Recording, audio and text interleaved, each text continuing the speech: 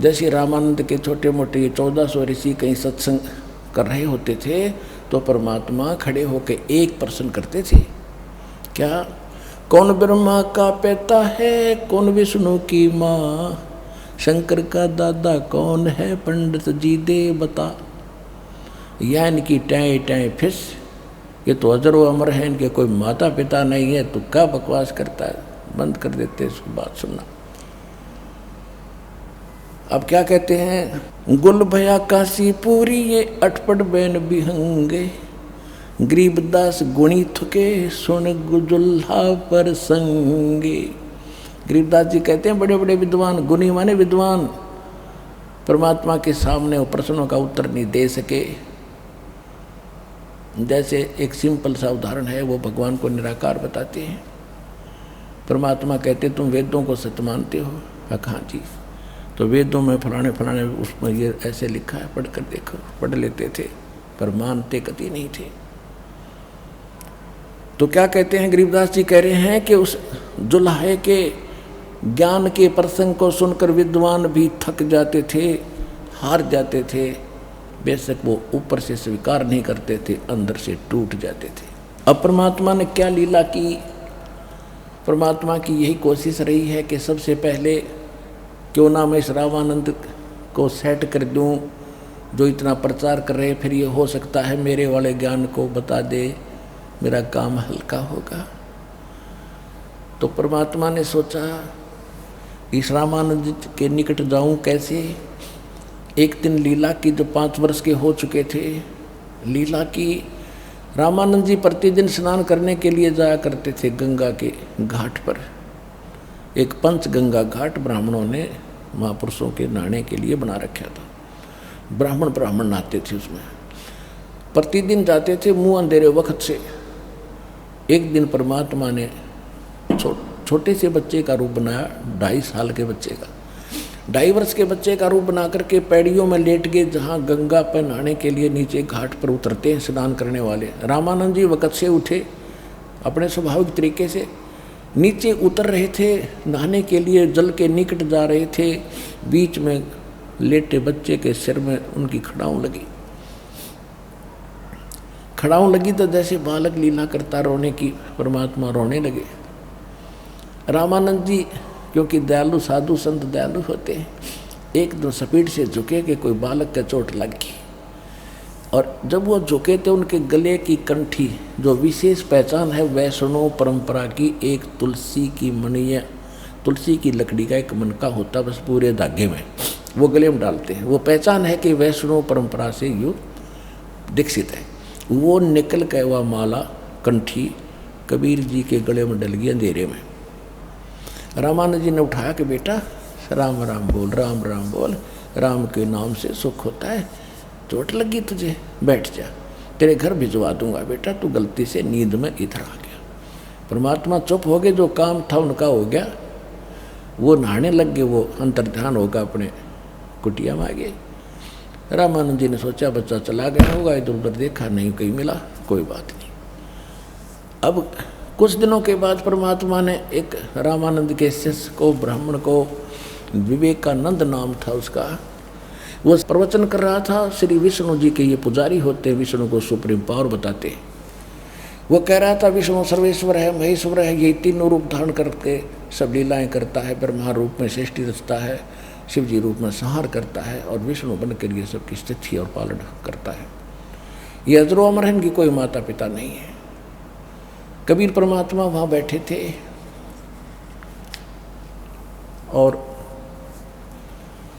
जब सत्संग उन्हें पूरा किया तो परमात्मा खड़े हुए कहने लगे, स्वामी जी एक शंका है मेरी।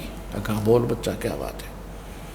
आप कह रहे हो कि सर्वशक्तिमान है, इनकी कोई माता पिता नहीं है। तो मैंने एक ब्राह्मण कथा कर रहे थे, वो देवी पुराण का 3रा स्कंद पढ़ रहे थे, जिसमें विष्णु जी खुद कहते हैं हम तो नासवान हैं, हमारा जन्म मृत होता है, हम अविनाशी नहीं हैं, और दुर्गा हमारी, तू मेरी माता है। ब्रह्मा विष्णु शंकर भगवान स्वीकार करते हैं कि जब ब्रह्मा और विष्णु आपसे उत्पन्न हुए हैं तो माता दुर्गा में भी आपका बेटा हुआ है। आप कहते हो ऐसा है नहीं। एक शिव पुराण सुना रहा था ब्राह्मण, वह मैंने सुना था रुद्र संहिता के अंदर, ये ब्रह्मा और विष्णु जैसे सदाशिव और काल रूपी ब्रह्म और दुर्गा के संयोग से विष्णु जी की उत्पत्ति हुई। इसी प्रकार ब्रह्मा जी कहते मेरी उत्पत्ति हुई इन दोनों के संयोग से। आप कहते हो उनके जन्म माता पिता नहीं है। अब वो तो साथ रखा करते पुराण, रोटी उन पर खा रहे थे, उठा कर देखा, दोनों देखे, जो कहते हो पाए, बंद कर दिए। संस्कृत में होते थे। कहेंगे झूठा है, पाखंडी है, तू कौन है, कहाँ से आ गया, क्या नाम है तेरा, क्या तूने कोई गुरु बना रखा है, तूने तिलक विलक लगा रखा है ये वैष्णव परंपरा का, क्या तूने कोई गुरु धारण किया। कहाँ जी, कि किसको गुरु बनाया, कि जो तूने बना रखा है वही मैंने बना रखा है। कहने लगा मैंने बना रखा है, तेरी क्या जाति है। अब परमात्मा तो कहने लगे जात न पूछो संत की, पूछ लीजियो ज्ञानी, मोल करो तरवार का, ये पड़ी ऋण जो म्याने।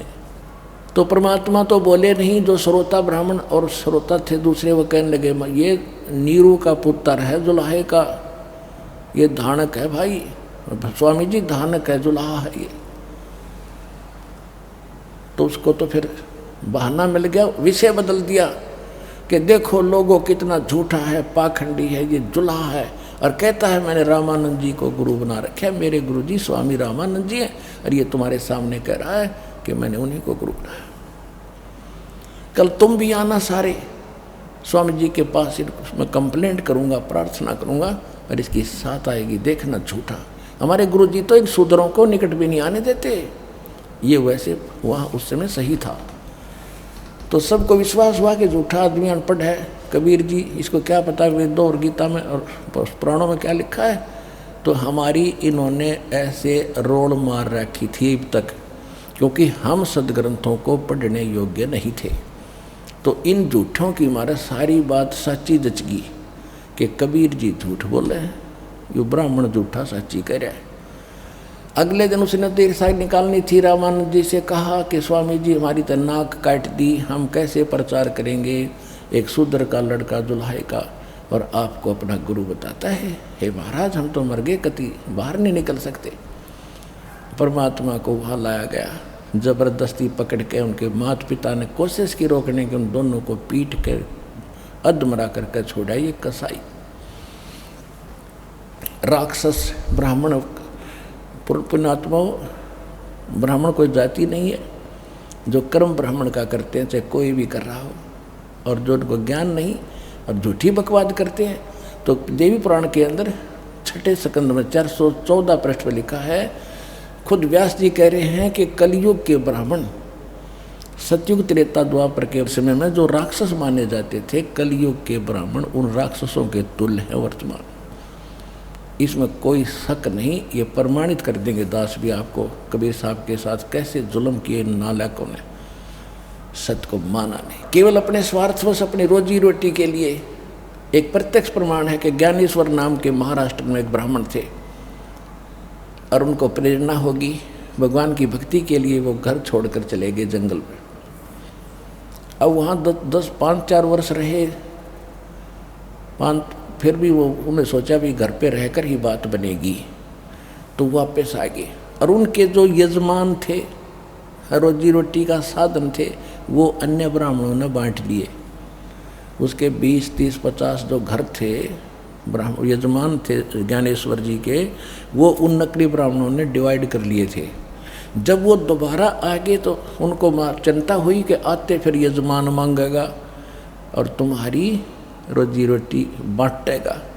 हालांकि उसी की ले रखी थी, उसके साथ ऐसा जुल्म कहर तोल दिया कि अब ये ब्राह्मण नहीं रहा, अब ये यजमानी नहीं कर सकेगा, ये सन्यासी बन चुका है। उसको विवश कर दिया मरने के लिए, उसने जिंदे न समाधि लेनी पड़ी। इतना कसाई कर्म कर देते ये लोग। कबीर परमेश्वर जी के मुँह बोले माता पिता नीरू और नीमा को मार कूट के वो रोके थे, ना ले जाओ हमारे बच्चे को, क्या गलती कर दी, हम समझा देंगे।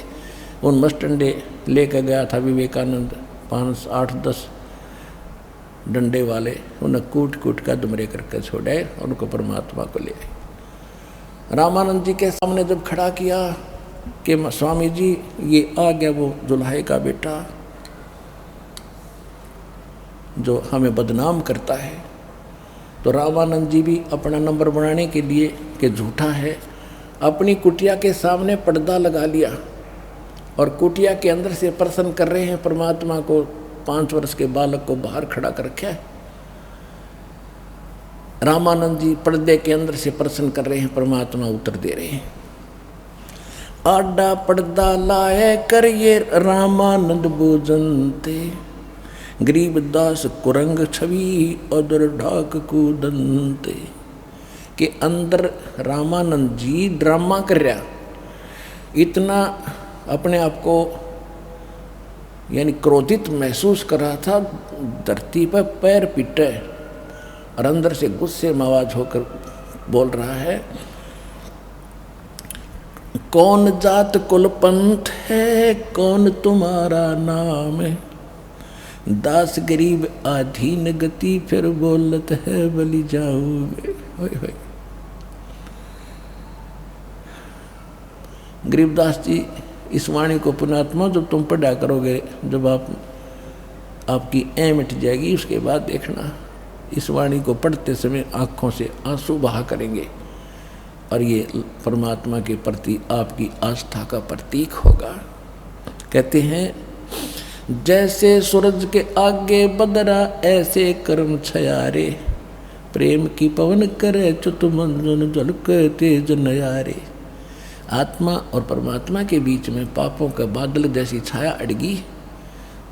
जब तक ये अड़ी हुई है बादल कर्मों का, आपके अंदर प्रेम जागृत नहीं होता और फिर इस ज्ञान से फिर भगवान में आपका प्रेम जागेगा, आंसू की धार बहने लग जाएंगी।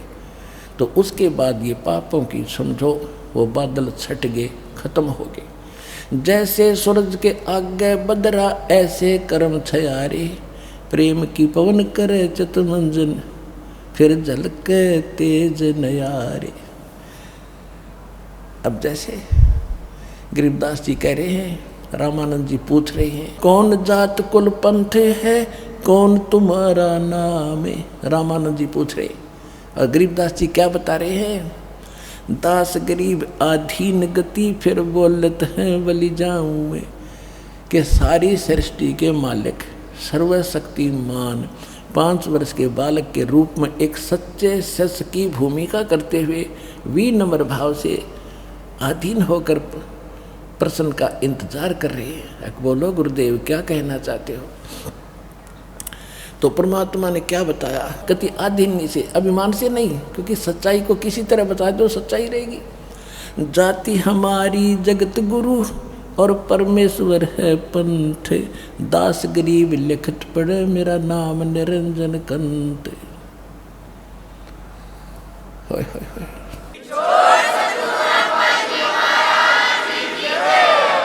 परमात्मा ने कहा कि अगर मेरी जाति पूछते हो तो जगत गुरु हूँ मैं, सारे विश्व को सच्चा ज्ञान देने वाला सतगुरु हूँ मैं।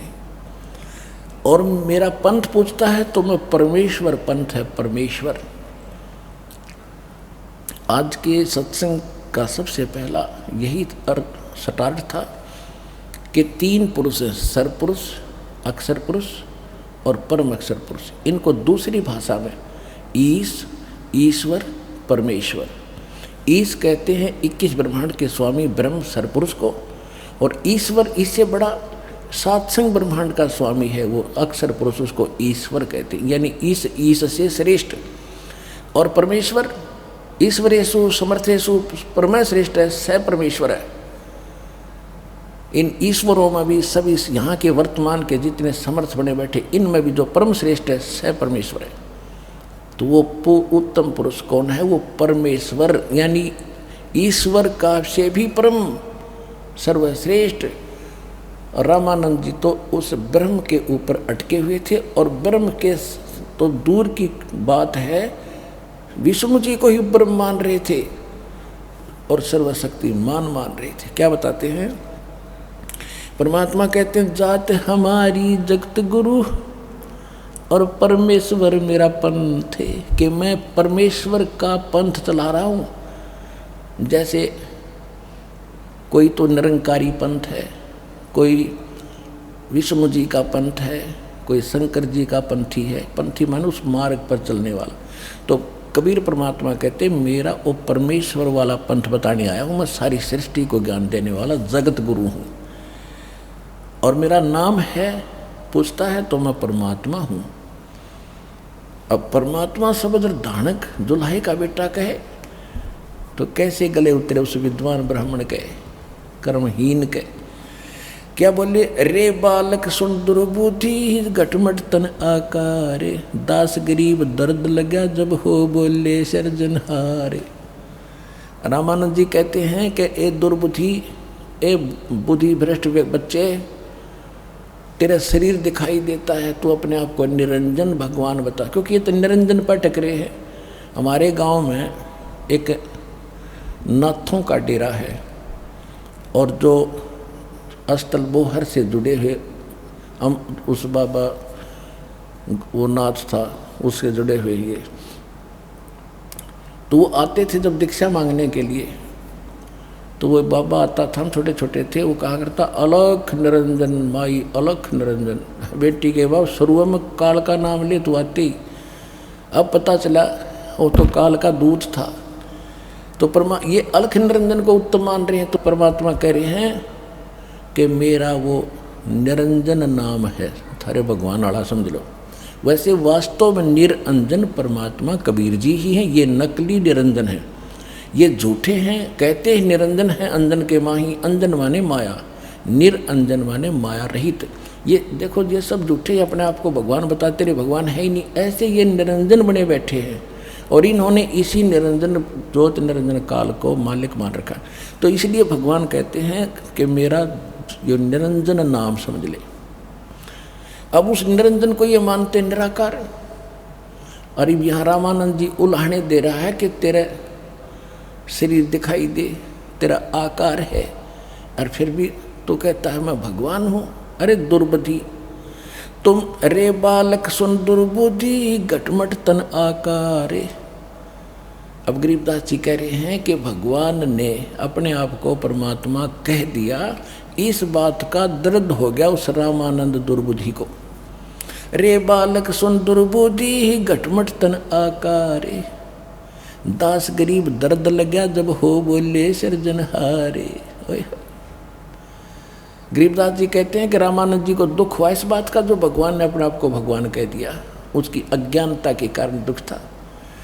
पुण्यात्माओं, आने वाले समय में आपको ये अमर कथा सुनाया करूँगा, आपकी आंखों से आंसू बहा करेंगी, लेकिन इसके सुनने के लिए तैयार कर रहा हूँ पहले आपको, कि ताकि दास जो बोले था आपके सारी अंदर समावे।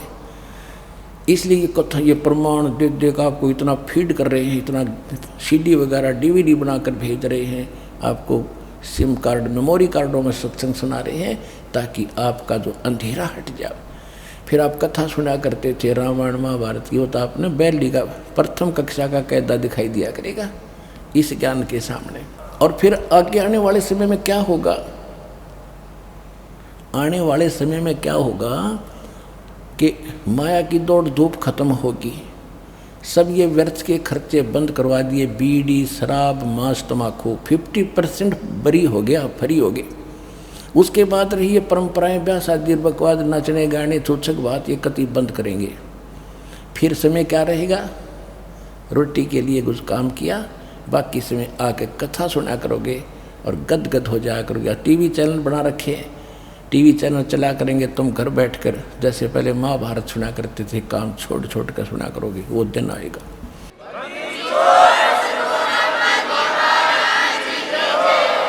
अब रामानंद जी दुखी हो, गाली दे रहे हैं अपने मालिक को बिना पहचाने।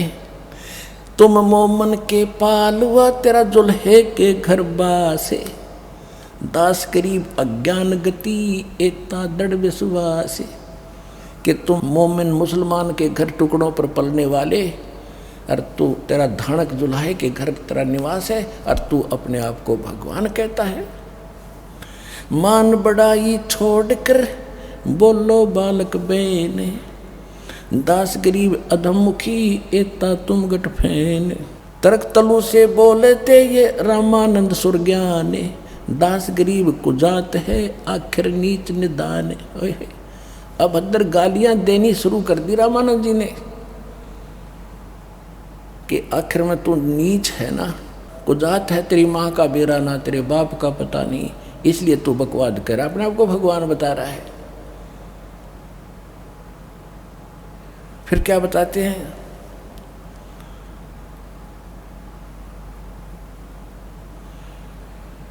रे बालक नीची कला तुम हो बोले ऊंचे, दास गरीब पलक घड़ी खबर नहीं दम कूचे। हाय रामानंद जी कभी तो गालियां दे रहे हैं, फिर ज्ञान से समझा रहे हैं कि तू अपने आप को भगवान मान बैठा, तेरी कभी भी मृत्यु हो जाएगी, तू कैसी भगवान है, भगवान तो भगवान ही होता है। अब परमात्मा क्या जवाब देते हैं, मैं के बदन खुलासे कर सुन स्वामी परवीन। इतनी गालियां देने के बाद फिर कहते हैं अपने गुरु के सामने एक सुयोग्य शिष्य की कैसी भूमिका होनी चाहिए, ये परमात्मा हमारे लिए रिहर्सल और भूमिका करके दिखाते हैं कि गुरु जी मान ले कोई कभी आपको खुड़का धमकाते हैं तो आप दुख नहीं मानना चाहिए। एक विद्यार्थी की तरह बच्चे को टीचर धमका देते हैं, फिर भी टीचर के प्रति कभी विद्यार्थी को दुख नहीं होता इसने क्यों मार दिया, तो विद्यार्थी सही है, बकवाद करता है छोड़ जाता स्कूल को, फिर धक्के खाओगा सारी उम्र। तो इसी प्रकार ये परमात्मा कह रहे हैं गुरु जी के सामने हमने ऐसा व्यवहार करना चाहिए। मैं के बदन खुलासे कर सुन स्वामी परवीन, कि हे विद्वान स्वामी जी आप सुनो, यानी दुख नहीं मानना बल्कि आत्मा खुश हुई, कोई बात ना, गुरु जी हमें खुरका धमका रहे, इनको अभी पता नहीं मेरे विषय। दास गरीब मनी मरे है मैं आजिज आधीन, क्या बताते हैं, मैं अवगत गत से परे तेरे चार वेद से दूरी, दास गरीब दसों दिशा में सकल संद भरपूरी। सकल संद भरपूर हूँ खालिक हमरा नामे, दास गरीब अजात हूँ तै जो कहा बलि जाऊँ। कि हे स्वामी जी मैं मेरा कोई जाति नहीं है, अजात हूँ मैं, और आपने मुझे नीच दुर्बुद्धि दुष्ट संज्ञा से जो पुकारा तो मैं आपका बलिहारी जाता हूँ आपके ऊपर। लेकिन मैं कौन हूँ, ए स्वामी जात पात मेरे नहीं, जात पात मेरे नहीं, मारी बस्ती है बिन थाम, दास गरीब अनीन गति तन मेरा बिन चाम। मेरा शरीर आप जैसा नहीं है, देखो हाथ लगा के, हाथ कैसे लगाओ तो फिर ब्राह्मण बन रहा, वह तो ना समझ मारी थी अभी। ए स्वामी सृष्टा में और सृष्टि हमारे तीर, दास गरीब अधर बसों में अवगत सत्य कबीर। ए स्वामी जी सारी सृष्टि का रचने वाला मैं ही हूँ और सारी सृष्टि मेरे ही आधार है, और मैं ऊपर रहता हूँ सतलोक में। अविगत सत्य कबीर, यानी सत्य साहेब सच्चा भगवान सच्चा कबीर मैं हूँ। और कबीर नाम तो बहुत होंगे लेकिन वो सत्य कबीर नहीं हो सकते। सुन रामानंद राम हम मैं बावन नरसिंह, दास गरीब सर्व कला मैं व्यापक सर्वंग। सुन स्वामी सतभाखे हूँ झूठ न हमरे रिंच, दास गरीब हम रूप बिना और सकल परपंच। मैं रोवत हूँ सृष्टि को ये सृष्टि रोवे मोहे, गरीबदास इस योग को समझ न सकता कोई। 5 वर्ष का धानक जुलाहे बेटा और ये बातें कह रहा है एक विद्वान पुरुष जिसका बोलबाला 1400 ऋषि 52 दरबार चले जिसके। उस आदमी का कैसे गला उतरे कि यू सच्ची बोल रहा है, और सारी सत्य बोल रहे थे भगवान। फिर परमात्मा ने उसको समझा के ठिकाने बुद्धि लाए उसकी। परमात्मा क्या कह रहे हैं, गोता लाऊं स्वर्ग में और फिर बैठूं पाताल, गरीबदास ढूंढता फिरूं अपने हीरे मोती लाले। गोता मारूं स्वर्ग में जा पहुँचूं पाताल, गरीबदास ढूंढता फिरूं अपने हीरे मोती लाल। रामानंद जी ने सोचा भाई इतनी दृढ़ता के साथ ये बात कर रहा है, लेकिन इस बात को पहले अवश्य मानते थे सभी कि भाई पता नहीं भगवान किस रूप में आ जा, और भगवान के लिए भटक ही रहा था। वो बचपन से संत हुआ, भगवान ना मिलने से फिर ये प्रभु बन जाते हैं, गुरु बन गए, फिर वो महिमा होगी, भगवान किनारे रख दिया, आप भगवान बन गए, साहब कवान लग गए। ऐ तेरा के रामानंद जी ने सोचा भी मैं पहले अपना कर्म कांड रह गया, उसका कुछ भक्ति अंश रहता था।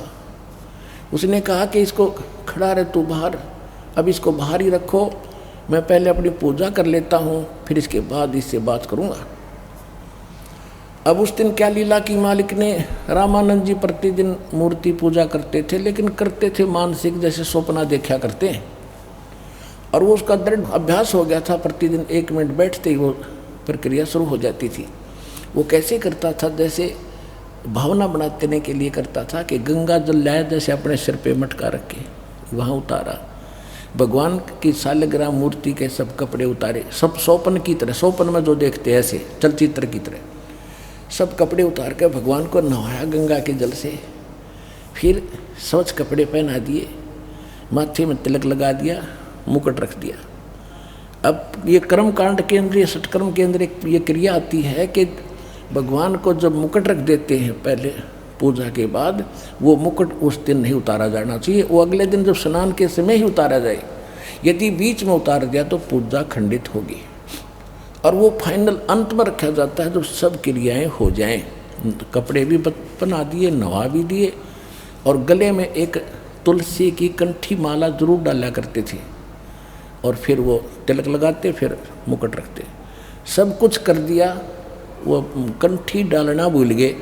जब नजर गई सोपन में कंठी अलग रखी है वो माला, अब रामानंद जी ने सोचा भी गलत हो गया, तो मुकुट उतारूंगा तो पूजा खंडित, और कंठी नहीं डली तो पूजा खंडित, इनकम्प्लीट रहेगी आज हमारी। तो अपने पिछले अतीत में झांक के और अपने कर्म को कोस रहा, भगवान आज कौन सा पाप मेरा आगे अड़ गया, आज तक मेरे से गलती कभी हुई नहीं थी भक्ति में, दाता मैं मेरे से माफ़ करो भगवान विष्णु जी, मुझसे क्या गलती होगी। अब उसने ऊपर से डालनी चाहिए तो मुकुट में फंस गई, वह माला डला नहीं। सोचा बड़ा कब बात बिगड़ गई भाई, कोई भगवान रुष्ट हुआ मेरे से। तो परमात्मा बाहर खड़े थे, कबीर जी 5 वर्ष के बालक के रूप में, बीच में पर्दा लगा हुआ था मोटा, और वो बाहर कोई वस्तु भी नहीं तो सोपन की तरह देख रहा था। जो परमेश्वर ने बाहर से कहा, जब देखा दुखी रामानंद जी को, ए स्वामी गुंडी खोल कर फिर माला गल डारे, गरीबदास इस भजन को समझ सके करता रे।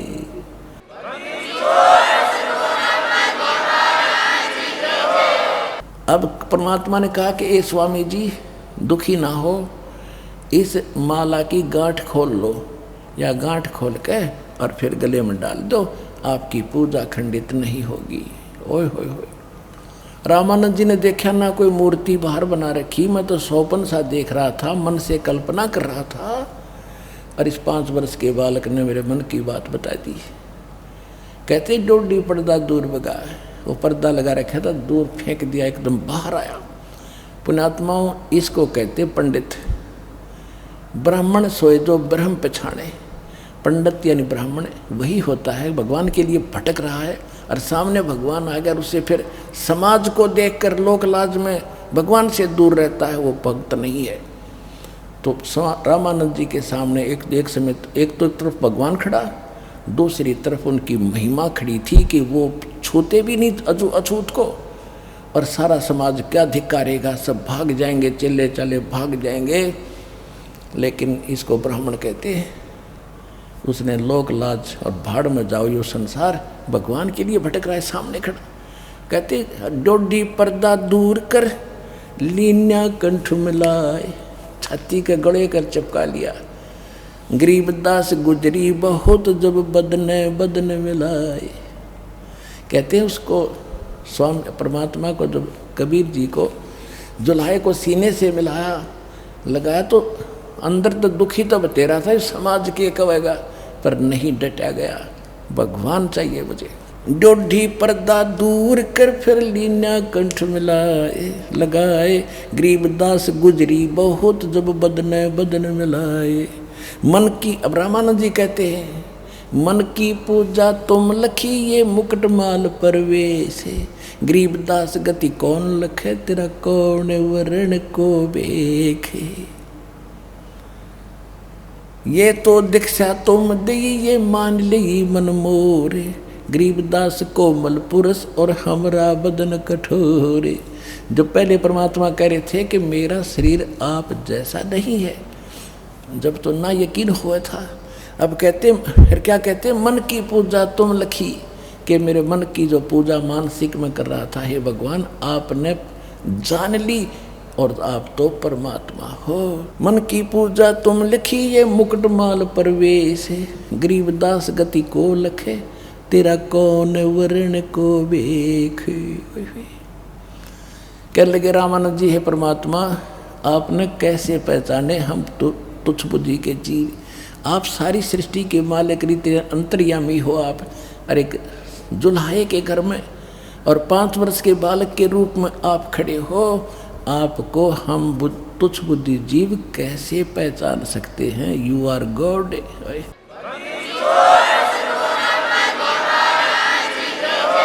मन की पूजा तुम लखी ये मुकुट माल परवेश, गरीबदास गति को लखे ये कौन वर्ण कौन भेख।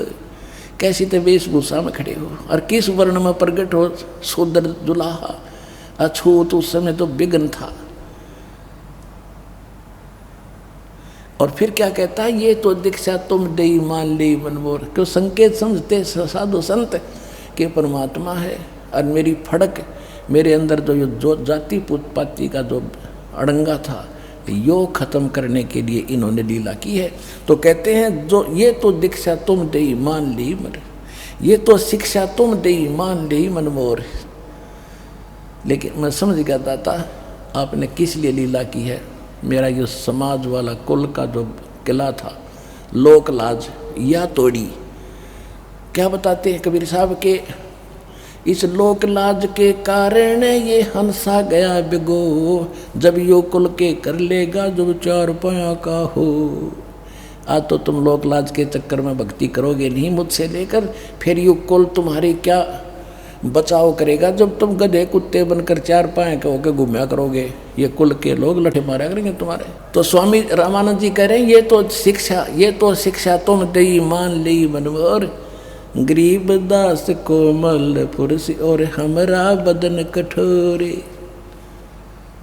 कि जो तुम आप मुझे समझाना चाहते हो मेरे समझ में आएगी कि मैं गलत आदमी हूँ, मैं भेदभाव और जाति वर्ण में भगवान से दूर हो रह जाता। लेकिन आपका शरीर तो रुई जैसा है दाता, क्योंकि जब ऐसे लगाया सीने का जैसे रुई का रबड़ पकड़ रखा हो, ऐसा शरीर दाता का। यजुर्वेद अध्याय नंबर 40 के मंत्र 8 के अंदर सप्रियागात कबीर मनीषी शुक्रम अकायम ऐसनाविरम अपाप विद्दम स्वयंभू प्रिभू व्यवधाता, उसमें लिखा है कि वो सबसे पहला सह शरीर परमात्मा कबीर विद्वान महापुरुष कबीर परमेश्वर हैं, और उनका जो शरीर है वो मात पिता के शुक्र से बना हुआ नहीं है, उस काया रहित है। ऐसनाविरम, उसमें स्नायु सिस्टम नहीं है, वो स्वयंभू है, परिभू है, सारी सृष्टि के मालिक है। और यहाँ रामानंद जी प्रमाणित कर रहे हैं और परमात्मा भी स्वयं कह रहे हैं। कहते हैं ये तो शिक्षा तुम दई मान ली मनमोर, गरीबदास कोमल पुरुष और हमरा बदन कठोर। अब उसके बाद रामानंद जी ने कहा कि बच्चा एक बात बता, और तो सारी मैं मान गया आपकी बात, एक बात बता आपने झूठ क्यों बोला। परमात्मा ने कहा कैसे स्वामी जी, आपने ये कहा कि मेरे से आपने दीक्षा ली है, आपने कब ली मुझसे दीक्षा। स्वामी जी याद करो, जिस दिन आप स्नान करने के लिए गंगा घाट पर जा रहे थे और मैं वहाँ लेटा हुआ था, आपकी खड़ाऊ मेरे सिर में लगी थी, आपने मुझे आशीर्वाद दिया, बेटा राम राम बोल, मैं आपका चिल्ला, आप मेरे गुरु बन गए। अब रामानंद जी को याद आया कि वो तो 2.5 वर्ष के बच्चे, छोटी आयु के थे, आप तो बड़े उम्र हो, आप तो 5 वर्ष के बच्चे का और 2.5 वर्ष के बच्चे का शरीर का डबल डिफरेंस हो जाता है, डबल यानी दूना अंतर हो जाता है हाइट में, सारी चीज़ों में।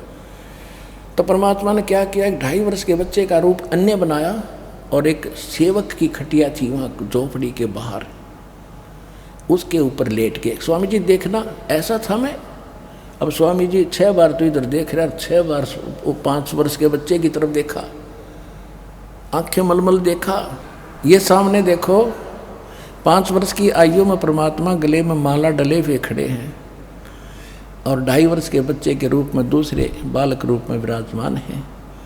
रामानंद जी बाहर खड़े हैं ये सामने, और दर्शक भी बहुत से हैं, लेकिन ये चित्र बनाने वाले ने थोड़ा इनकम्प्लीट बना रखा, फिर भी समझने के लिए पर्याप्त है। तो तब फिर क्या देखा कि 5-6 बार तो उसने छोटे बच्चे को देखा, 6 बार बड़े की तरफ, फिर आंखें मलमल के कहीं मुझे धोखा तो नहीं लग रहा है। इतने में वो छोटा बच्चा उठा रूप और 5 वर्ष के बालक में समा गया। तब रामानंद जी समझ गए कि वो बालक नहीं है,